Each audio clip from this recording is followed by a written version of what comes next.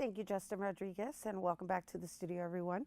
Artist Victoria Manganiello, well, she creates paintings by spinning, dyeing, and weaving her own canvases and using mixed materials such as dyes, cotton, and silk. And on September 20th and 27th, guests are invited to participate in her interactive dinner as part of the New York Textile Month. And well, at this dinner, guests will be served a vegetarian meal served on a tablecloth she has woven by hand. So she's going to tell us some more. Please welcome artist Victoria Manganiello. Thank you for having me. It's a pleasure to meet you. Nice to meet you too. Boy, I wonder what happens in that mind of yours. I mean, I meet artists from all walks of life, but I have yet to come across anything like this. It is fabulous. This is an amazing concept. Oh, I'm glad you think so. Where did it come from? Inquiring minds want to know if you ate messy. I probably have been eating messy since I was a kid, but actually I love to remind people that the colors that we're familiar with on our garments and everything around us, now they're synthetic, but it was only about 150 years ago that we invented synthetic dye. Before that, everything came from natural material like food. As discussed earlier, right? Yeah, in the previous segment. yeah. Lovely segue, right? So, let's talk a little bit about, I guess, why you're using this as, even for educational purposes. Well, in addition to being an artist, I'm also an educator, and I teach yarn spinning, cloth dyeing, and cloth weaving to university students studying art and fashion. And I think it's important that they understand how the things that they're working with are made and where the traditions come from. I also love to point out that these processes of natural dye are something that happen all around the world. So something like dyeing this green color with an onion skin. So we're looking at an image right now. Oh, there. Now we can show you. Yeah, no. Show us what you were going to show us. So something as familiar as an onion, which Right. is used in cooking all around the world in all different kinds of cuisine, is going to, when prepared in the right way, give us this really deep green color.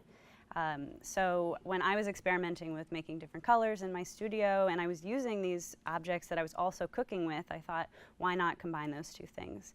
And the ritual of eating and dinner is something that's so rich and connected to tradition and family.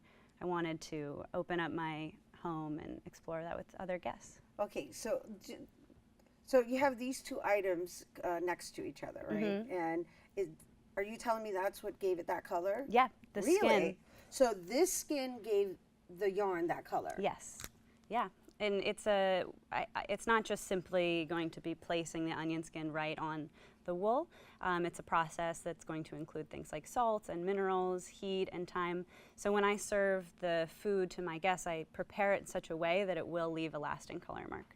Have you ever spilled coffee on your blouse or maybe some tomato sauce and it leaves a stain? Mm-hmm. A stain is not going to stay permanently. You can wash it out, you can use a chemical, but a dye is something that's permanent.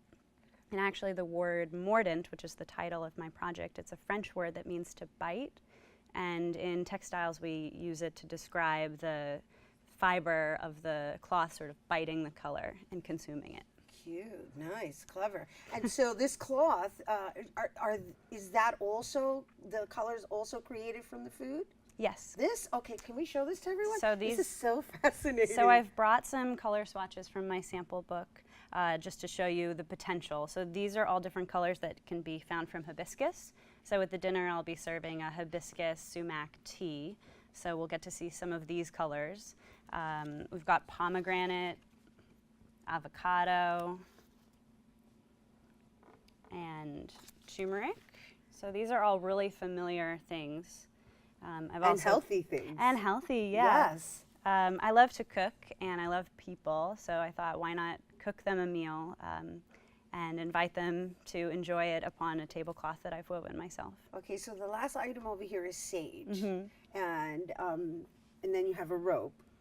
This is that's yarn also. Yeah, this is yarn also. Thicker yarn. Thicker yarn, but it's been dyed with the sage. So again, this is something you can buy in the supermarket, but when you prepare it in the proper way, it will leave a lasting, this is a permanent color.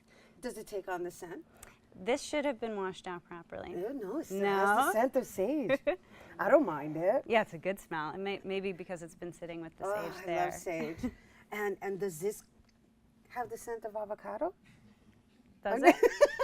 I'm just, it's a very fascinating Well, process that yeah. I'm unfamiliar with. So at the dinners, the way that it works is I serve this meal that I've prepared directly upon the cloth that I've woven myself.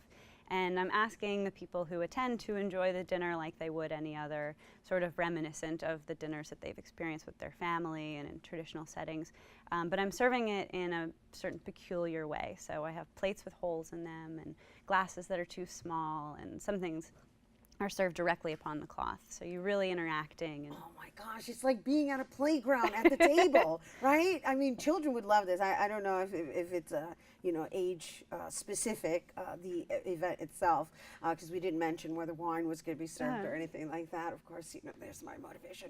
And so just visually, they're using, the tables are covered with the cloths that are already dyed. Right? And no, I'm sorry, the cloth has not been dyed yet. Oh, it hasn't. So it's going to get its color from the meal that we consume together. And then it becomes this abstract art, which is another aspect to her work that I saw on your website. And so this is, wow. How did you come up with all of this? I think it's just been a part of my process making my own colors. I've just been thinking about the different ways that I can connect. And as an educator, I really find that it's important we understand how things are made. I also love that textile and food are things that we share with anybody, no matter our status, our gender, our age, our race. It's just something that everybody can enjoy. So I'm going to be traveling this project. We're starting here in New York with the dinners that are happening in the next 2 weeks, and then we're hoping to travel around so that we can see the differences, the different marks that are made by different people, by different foods and ingredients and recipes and different textile traditions. And then what do you do with the tablecloths? I'm going to turn them into paintings. You are going to turn them into paintings. And for me, they feel like collaborations with all of the people who've come and eaten the meal with me. We end up putting it up on the wall, and sometimes people will come and say, oh, I think that was where I was sitting, or they remember the ingredients, they remember the conversation that they were having, and it's sort of an homage to a particular evening. So can you share what's on the menu? I haven't sort of set out the menus for the upcoming weeks, but I can tell you that the last dinner we had a hibiscus sumac tea, we had a red cabbage, red onion, walnut, elderberry salad, deep fried avocado in an avocado pit crust, which is, they say, a superfood, the pit. Nice. And a turmeric glaze. We had a blueberry basil upside down cake, coffee, wine, and a couple of other delicious treats. It sounds delicious. It sounds fun. It is fun, and another important part of this project is actually a collaboration with filmmaker Kristen Kremers. I've been conducting these dinners in my home and in my studio space, but when I met Kristen, she has sort of pushed me to take the project a little bit outside that personal space, and together we are making a film about the project, but also this film is going to be about the ubiquitous nature of textiles. Like I mentioned before, it's something we all can share.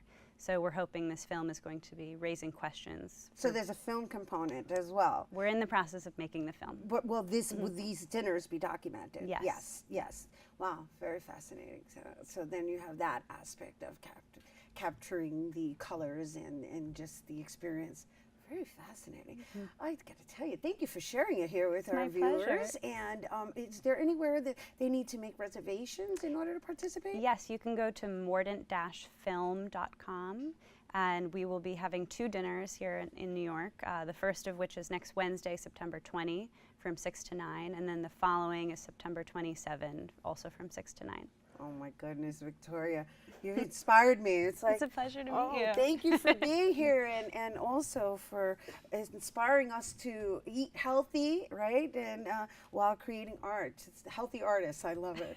Love it, love it. Mordant Dinner, once again, you people, is taking place on September 20th and 27th, 6 p.m. at El Dil Court, right? Did I say that right? El Dil Court.